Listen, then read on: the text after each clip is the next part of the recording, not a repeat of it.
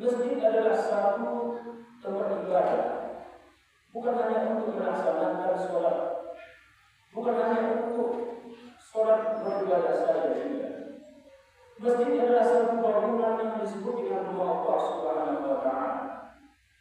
Kita bisa melaksanakan kegiatan-kegiatan seperti yang berhubungan dengan pemerintah, yang berhubungan dengan masyarakat setempat. Selagi dia tidak keluar dari konsep keimanan, tidak melanggar norma-norma keagamaan, kita boleh melakukan hal-hal yang positif di dalam masjid. Jadi jangan dibatasi. Ketika ada sesuatu yang ingin dilaksanakan, ketika ada sesuatu yang ingin dimusyawarahkan, masjid adalah ruang yang paling nyaman untuk mendapatkan keseimbangan. Dia tidak boleh dikunci, dia tidak boleh dibatasi.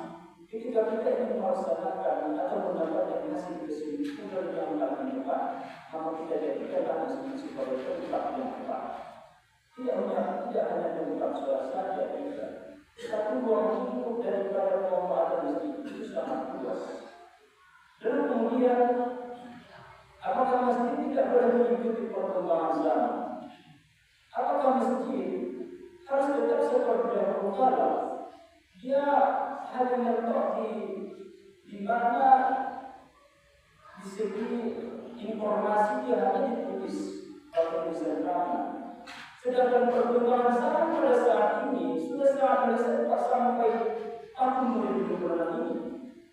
Untuk memberikan informasi saja sudah kita menggunakan media sosial. Jadi ketika media sosial itu dipegang oleh manusia, hanya diperbolehkan menginformasikan tentang kehidupan manusia saja, tidak.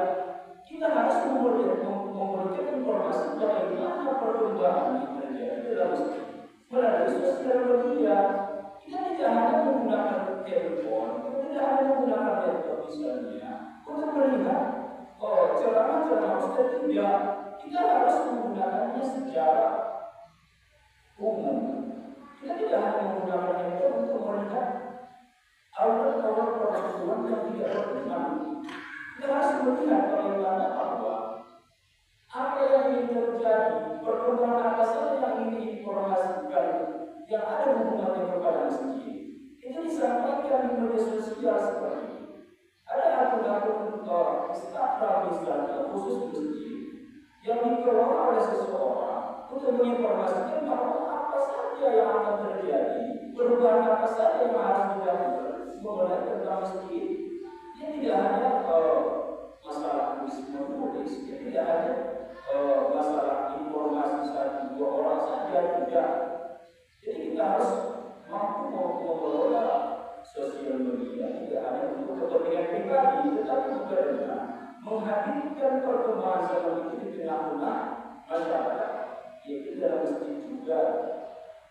Jadi jangan kita seolah merasa saya adalah orang yang sudah tahu semua perkembangan zaman.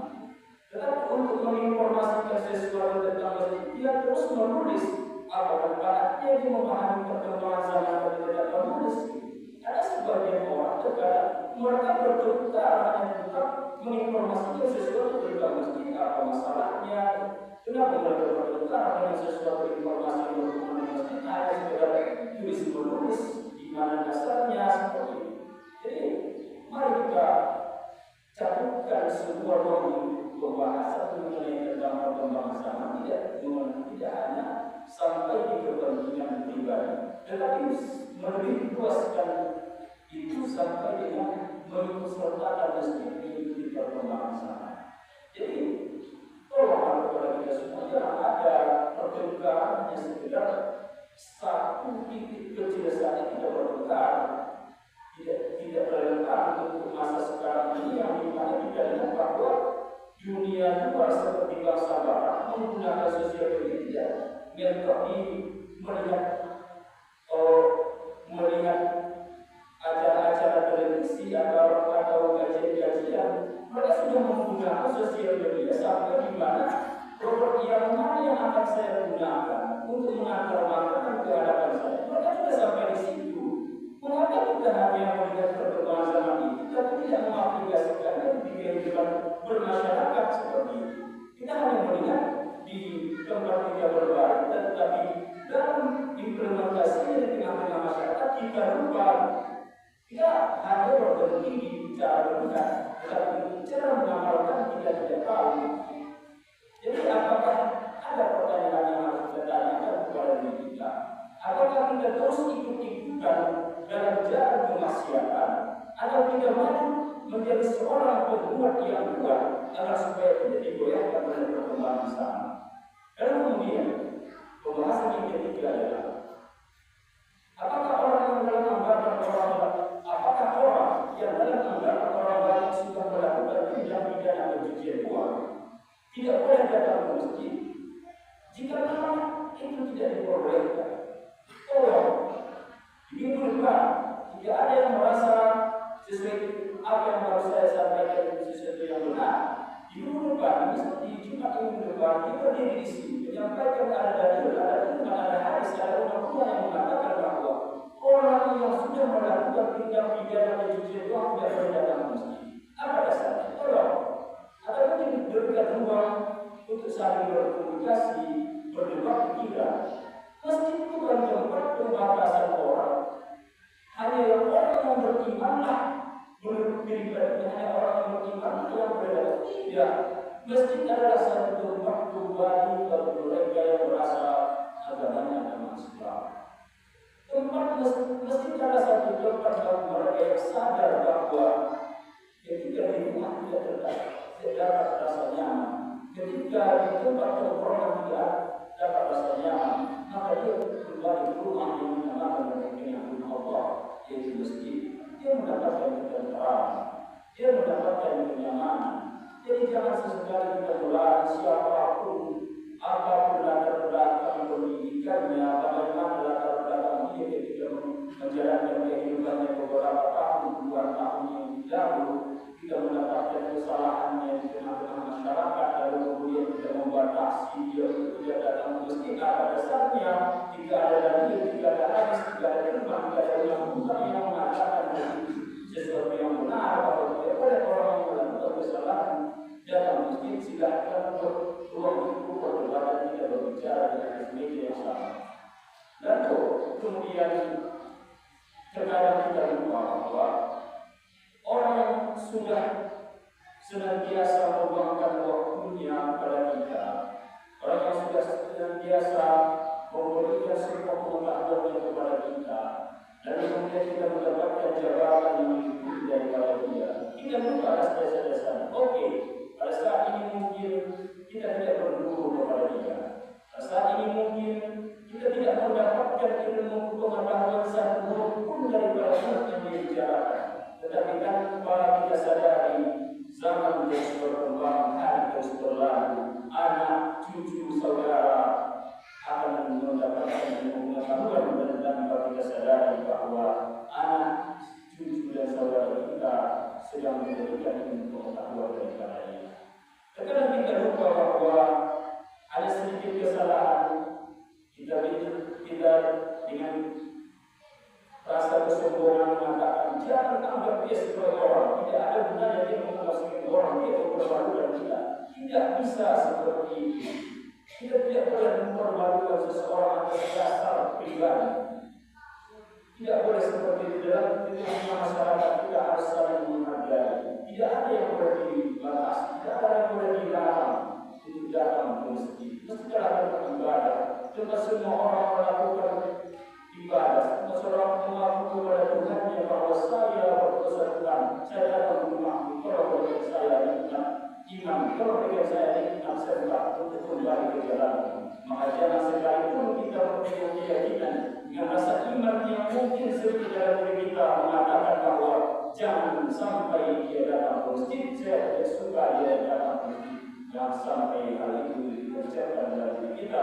Kita tidak tahu satu dua hari kemudian mungkin kita akan mendapat dalam keadaan yang paling hina. Dan ketika dalam keadaan yang paling hina, kita sadar bahwa siapa yang dulu kita hina, dia yang pertama datang ke rumah kita membantu kita. Lalu kemudian pembahasan yang terakhir adalah apakah anak-anak harus dibatasi atau dilarang ketika mereka ingin mengembang potensi mereka muslim. Terkadang kita lupa bahwa hari-hari terus berlalu. tidak lupa bahwa umur itu semakin lama semakin bertambah. Kaki yang selama ini kita lakukan terus berjalan, terkadang kita lupa bahwa besok mungkin besok tidak bisa kita jalan-jalan dalam masjid. Lalu kemudian kita sadar bahwa ketika kita membatasi orang-orang datang ke masjid, ketika kita membatasi anak-anak datang ke masjid, ketika kita sudah mendapatkan rasa sakit, siapa yang akan menggantikan posisi itu? Ketika anak-anak di dalam datang ke masjid, ketika mereka ingin mengembangkan potensi mereka di masjid tempat mengembangkan potensi diri, mereka yakin bahwa ketika mereka sudah mengembangkan potensi mereka di masjid, setelah azan atau semacamnya, mereka yakin bahwa potensi itu bisa saya kembangkan. Dia memperdengarkannya kehadapan orang tuanya, dan di rumah orang tuanya mengapresiasi anak suara yang bagus, berarti dia akan percaya diri. Satu hari, 2 hari kemudian dia mengasah potensi tersebut tanpa dia sadari bahwa apa yang selama ini dia kembangkan di masjid kemudian menjadi satu kebanggaan bagi keluarganya, satu kebanggaan bagi kedua orang tuanya. Jadi apapun yang terjadi kepada anak-anak di masjid, walaupun dia kotor masjid, biarkan saja. Kotor bisa dibersihkan, tetapi jika potensi itu dikucilkan, maka jangan heran jika anak-anak tidak memiliki kemampuan di bidangnya masing-masing. Anak-anak harus ditempa, anak-anak harus dibimbing bagaimana agar supaya dia tahu dia di bidang ini, dia di bidang itu. Maka saya harap kita semua masyarakat desa tidak membiarkan mereka bermain-main begitu saja. Ketika mereka punya perasaan yang harus dibiarkan saja, selagi mereka tidak melakukan perbuatan-perbuatan jahat, jangan pernah halangi mereka, jangan pernah serta mereka, jangan pernah marahi mereka, jangankan untuk dimarahi, melihat mereka saja dengan mata yang